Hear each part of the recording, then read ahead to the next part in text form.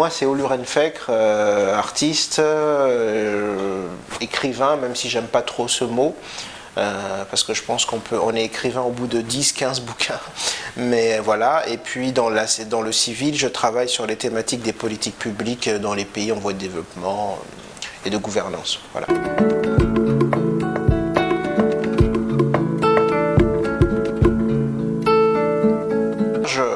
Mon dernier bouquin s'appelle La vie, cet exil. C'est un roman.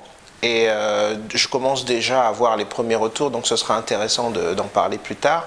Mais de manière générale, quand j'écris, que ce soit mon premier texte qui a été adapté au théâtre et celui-là qui va être aussi adapté au théâtre en début d'année prochaine, en 2017, quand j'écris, je n'ai pas un public en tête. J'évite surtout d'avoir un public en tête parce que si je devais essayer de correspondre au canevas qu'on attend d'un auteur comorien et des sujets qu'on attend d'un auteur comorien, je pense que ça me briderait tellement que je ne produirais rien. Les premiers retours justement que j'ai du public comorien de ce texte me font, au contraire, m'ont convaincu justement que dans l'avenir, il ne faut surtout pas que j'ai ça en tête. Parce que justement, on me dit souvent que oui, ton livre, là, on ne comprend pas grand-chose, les personnages ne sont pas développés, etc. C'est peut-être vrai, hein, mais c'est bizarre parce que quand un public non comorien me fait des retours, ce n'est pas du tout les mêmes. Et donc je pense que mon public, en gros, maintenant, grâce aux deux textes, je commence un peu à le dessiner. C'est un public plutôt urbain qui vit en Europe. Peu importe qu'il soit comorien, sénégalais, mauritanien, suédois ou autre, hein, mais je pense que c'est plutôt, voilà, c'est une littérature qui parle plus à ces gens-là.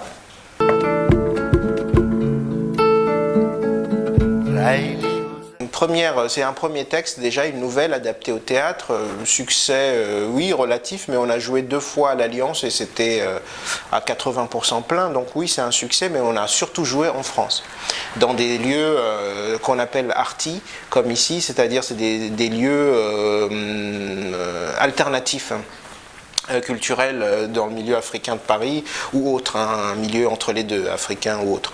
Et donc, en général, il y avait 35-40 personnes qui venaient et on échangeait, etc. Donc, les premiers retours, justement, on ne sait jamais les retours qu'on a parce qu'il n'y a pas de critique littéraire, qu'on le veuille ou non. Je l'ai déjà dénoncé, on a dit que j'exagérais, mais une critique littéraire qui soit distanciée, qui ne soit pas dans l'interpersonnel, du genre Saïd Abbas, tu es le cousin de ma femme, ou tu es mon collègue de travail, donc je dis que c'est génial ton livre, et puis que l'autre je le connais pas, donc j'en parle même pas de son livre, etc. Donc vu qu'il n'y a pas ce rapport totalement froid et rationnel aux œuvres, et qu'on reste encore dans des logiques interpersonnelles, des logiques où on se supporte entre gens du même groupe,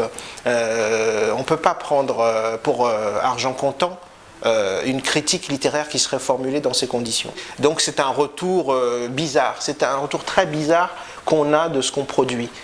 Parce qu'on ne sait jamais vraiment si les gens ont vraiment lu, ou aiment bien, ou n'aiment pas pour des raisons objectives.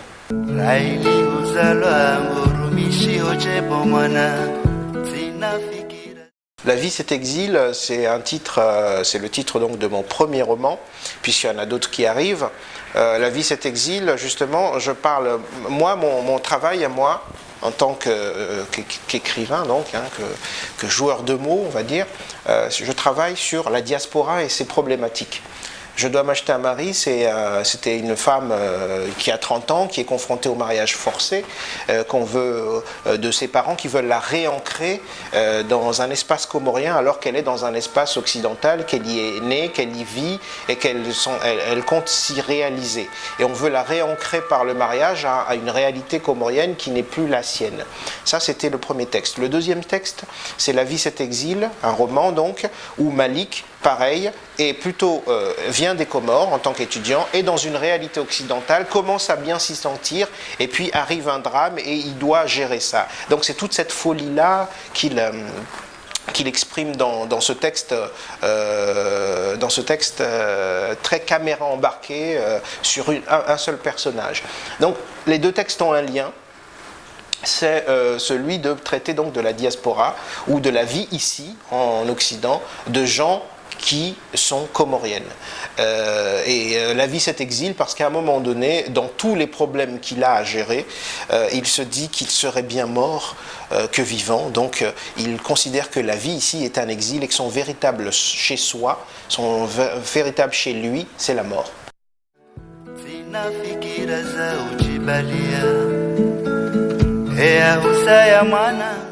La phrase que vous citez, c'est une phrase que le narrateur en fait rapporte au père, un peu d'une certaine façon, parce que le père, le Malik, son père voudrait qu'il vienne faire ses études en France.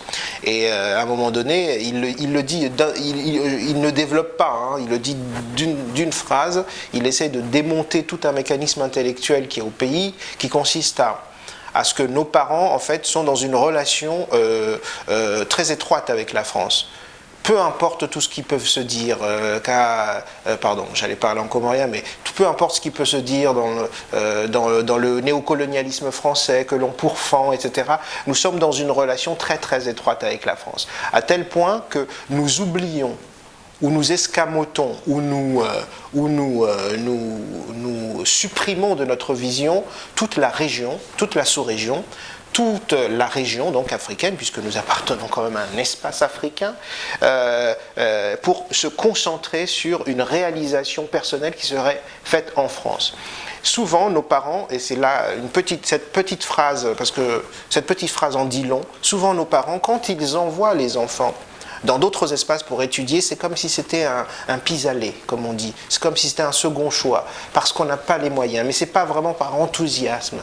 Il n'y a pas les mêmes, ressorts qu'on déploie pour trouver une bonne université sur un domaine bien précis à l'île Maurice, qui est à côté, qui est dans la sous-région, avec laquelle nous partageons quand même une organisation régionale commune, la Commission de l'océan Indien, etc. On ne mettra pas autant d'énergie pour envoyer son enfant dans une bonne école à l'île Maurice que de l'envoyer dans une école ou un lycée de très bas niveau français. Et rien qu'avec cette phrase, sans en faire trop, le narrateur, Malik, dit ça. Il voit ça, ça le gêne. Parce que ses sœurs, qui sont meilleurs que lui à l'école, sont envoyés à Madagascar, mais comme si c'était un pis-aller, parce que, en fait, lui, l'homme, c'est l'avenir intellectuel de la maison, donc on l'envoie en France. Les sœurs vont à Madagascar, etc. En une seule page, j'essayais de dire beaucoup de choses. C'est d'ailleurs le propos de tout le livre, c'est de dire avec peu de mots et peu de pages, beaucoup de choses. Et c'est ça qui peut perdre parfois le lecteur.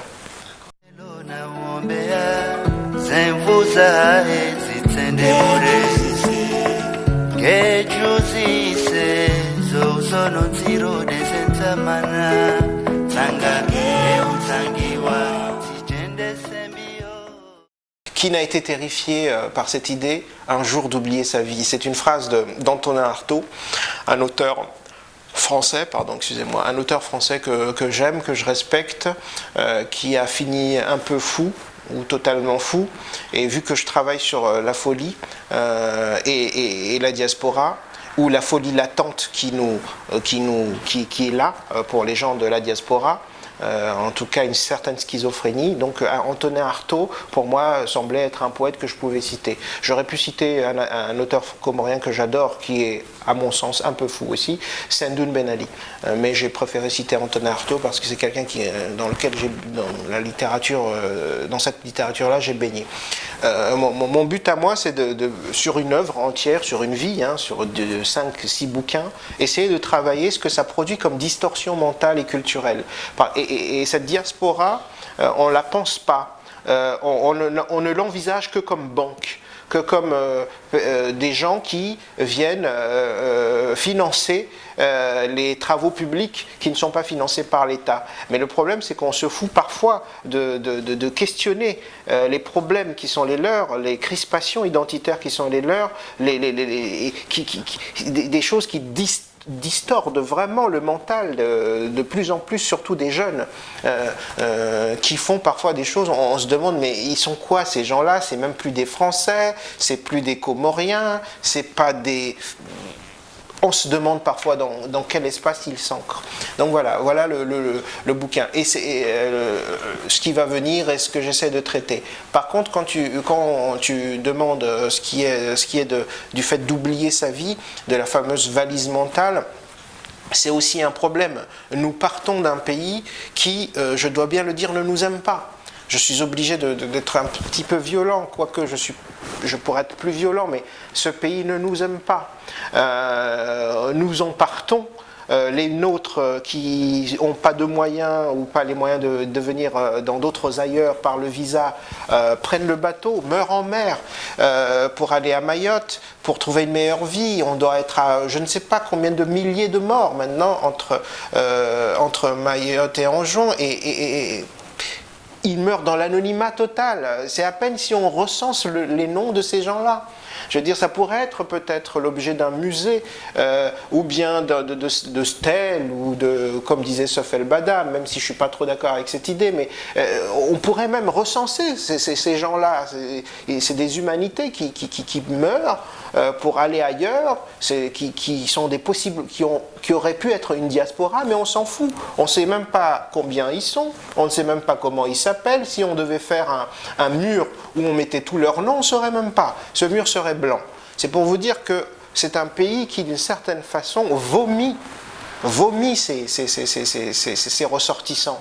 Ces ressortissants partent, meurent, crèvent dans l'anonymat, ou viennent se réaliser en Europe, et leur devenir, on s'en fout. On ne veut même pas savoir ce qu'ils deviennent, quels sont leurs problèmes.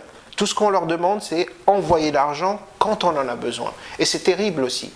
Il y a d'autres problèmes aux Comoriens qui sont restés aux Comores, mais là je vous parle de mon sujet de prédilection qui est la diaspora. Alors là, je travaille de façon très spéciale sur l'adaptation de La vie cet exil au théâtre, et je vais vous dire pourquoi. Parce que j'ai bien compris qu'on a un problème de lecture et qu'on s'inscrit dans l'époque où il y a une certaine paresse à prendre des textes un peu difficiles.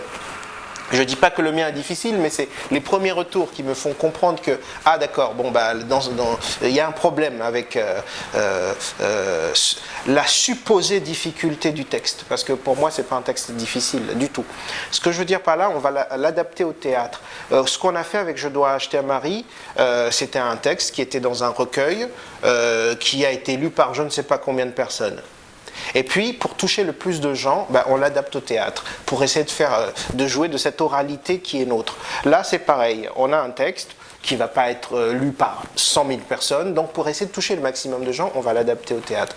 Donc je travaille sur cette adaptation, et puis sur mon second roman, qui est un roman beaucoup plus ample, où les choses se posent plus simplement, où il y aura plusieurs personnages, et qui se déroule entre la France et les Comores, et qui traitera cette fois-ci de politique.